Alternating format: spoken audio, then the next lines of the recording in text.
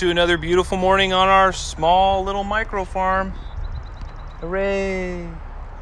Well, today we're going to talk about potatoes, and as you probably heard, potatoes in the ground, unless your soil is really perfectly airy and full of organic material, you're not going to get the same kind of yield that you're going to get from potatoes in buckets. A lot of people have done experiments with this. I live in the Pacific Northwest. We got thick, dense clay soil. You will get potatoes, but you won't get the same yields that you'll get in buckets. So today we're going to talk about bucketed potatoes, and I'm going to show you a couple of things that we're doing. So over here, I've planted some organic yellow potatoes. I filled the bucket about 2 inches from the top with an organic 4-way mix. It's a compost mix. And then one of the cute little tricks I do is I take one of the labels off the potato and I stick it on the side so I know what type of potatoes I'm using in each bucket. And I'm just doing a few here, but when I'm doing a lot of buckets, I want to make sure that I have good labels on each one so I don't get lost. Some potatoes, you can totally tell the difference, especially purple varieties and sometimes the red varieties. So they have a different stem and leaf and everything, so it looks totally different. Here we're going to do some sweet purple potatoes this year, and these ones are USDA organic, and I've already labeled the bucket sweet purple organic, and we've got those ready. And I'm just going to show you how we go about planting them real quick. So I like to wait it in the bag until they start to sprout a little bit. That's just a personal preference. You can put them in right when you get them. I dig down just a little ways. I plant mine sideways. So I've seen some people plant them straight up and down. I think it works better, and I've seen better yields planting them sideways, and that goes for all the potatoes.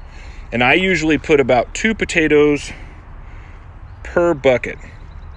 So here I've planted them, and I like to push them down kind of firm so I know there's good connection with the soil underneath and not a big air pocket. So I'll make sure that I've put them down pretty firm, and then I'll just cover them over, and they're probably only covered with about 1 inch to 1.5 inches of soil. So that's it. But when you start to see the yields, you'll really get excited. In a previous episode, you saw how we build these potato gardens where they're all inside of their own private little cubicle.